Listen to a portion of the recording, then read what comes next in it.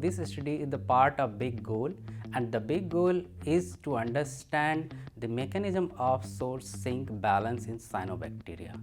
Cyanobacteria are the only bacteria capable of oxygenic photosynthesis, a process also used by plants to convert CO2 into oxygen using sunlight.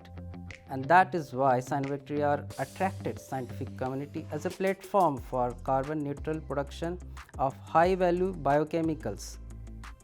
However, cyanobacteria have several limitations for efficient production as they have several native sinks that compete with the synthetic pathways. As metabolic engineers, it is even more important to know the regulatory process involved in balancing mechanisms. For example, when we engineer in pathways for production of biofuels or other products, we think those new energy needs can throw source sink out of balance.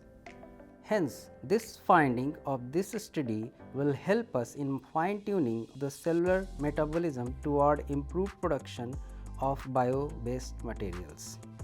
A deeper understanding of the mechanism of sourcing balance in cyanobacteria is likely to have a biotechnological implications given the potential for cyanobacteria as a carbon neutral production platform.